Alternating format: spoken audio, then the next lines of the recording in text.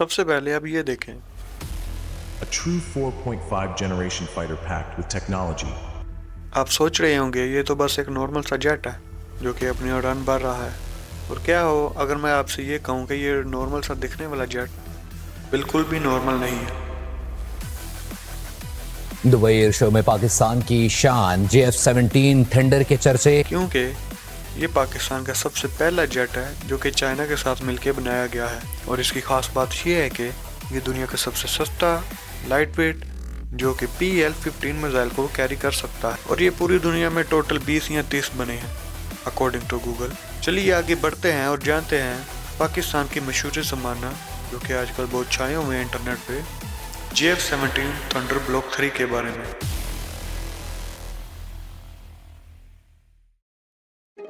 आज की वीडियो में हम बात करेंगे पाकिस्तान के मॉडर्न डिफेंस सिस्टम के बारे में और ख़ास तौर पर JF-17 थंडर के उन फीचर्स के बारे में जिन्होंने दुबई एयर शो 2025 में पूरी दुनिया को हैरान कर दिया।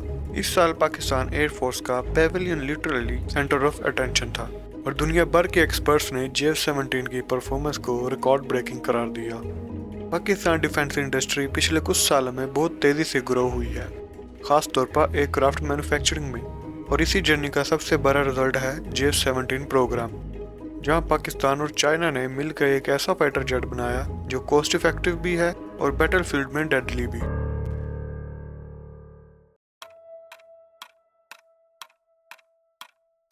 दुबई एयर शो 2025 में जब JF-17 ब्लॉक 3 को शोकेस किया गया तो दुनिया भर के डिफेंस माहिरान लिटरली शॉक हो गए।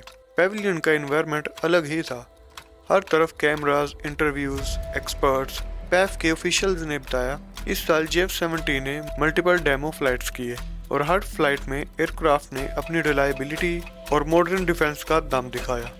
JF-17 ब्लॉक 3 का सबसे बड़ा हाईलाइट इसका AESA रडार है। ये रडार एक ही वक्त में मल्टीपल टारगेट्स ट्रैक कर सकता है, जिससे फाइटर जेट की कॉम्बैक्ट अवेयरनेस बहुत ज्यादा इंप्रूव हो जाती है। इंटरनेशनल पायलट्स ने कमेंट्स किए कि इस प्राइस रेंज में AESA रडार का होना लिटरली अनबिलीवेबल है।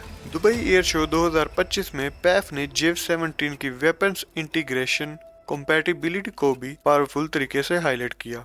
जेट को मल्टीपल एडवांस मिसाइल्स और स्मार्ट बॉम्ब्स के साथ डिस्प्ले किया गया, जिसमें पाकिस्तान मेड प्रेसिशन वेपन्स भी शामिल थे। ये इंटीग्रेशन इतनी स्मूथ थी कि फॉरेन मिलिट्री डेलीगेशन ने ओपनली सिस्टम को प्रेज किया। अब यहाँ एक सवाल आता है कि वाकई JF-17 ब्लॉक 3 इतना पावरफुल है कि इसे मिनी F-16 भी कहा जाता है। कुछ एक्सपर्ट्स तो इसे लाइट वेट कैटेगरी का F-35 तक कह रहे हैं। ब्लॉक 3 के सबसे मेजर अपग्रेड्स मैं आपको बताता चलता हूँ। सबसे पहले आता है AESA radar long range detection, digital glass cockpit, helmet mounted display system, more powerful engine, BVR missile compatibility upgrade, electronic warfare suit. ये तमाम चीजें JF-17 को एक सिंपल फाइटर जेट से मल्टी रोल बैटलफील्ड बीस्ट बना देता है। पाफ का प्लान है कि अगले कुछ सालों में 5th जेन कॉन्सेप्ट को इंटीग्रेट किया जाए और JF-17 इस ट्रांजिशन का सेंटर एयरक्राफ्ट होगा।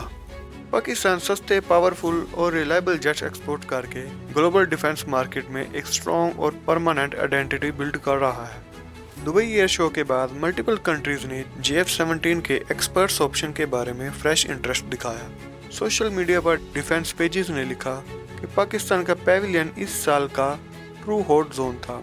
एक्सपर्ट ने कहा कि पाकिस्तान ने लिमिटेड बजट के बावजूद एक ऐसा फाइटर जेट क्रिएट किया जो मॉडर्न बैटलफील्ड की नीड्स को परफेक्टली मैच करता है। JF-17 थंडर सिर्फ एक एयरक्राफ्ट नहीं रहा, यह पाकिस्तान की मेहनत, इंजीनियरिंग और डिटर्मिनेशन का सिंबल बन चुका है। दुबई एयर शो 2025 ने यह प्रूव कर दिया कि दुनिया अब पाकिस्तान को सिर्फ एक कस्टमर नहीं बल्कि सीरियस डिफेंस प्रोड्यूसर की तरह देख रहा है। और अगर पाकिस्तान इसी स्पीड से प्रोग्रेस करता रहा तो अगले 5 सालों में डिफेंस टेक्नोलॉजी में दुनिया को और भी बहुत बड़े सरप्राइजेस मिलने वाले हैं।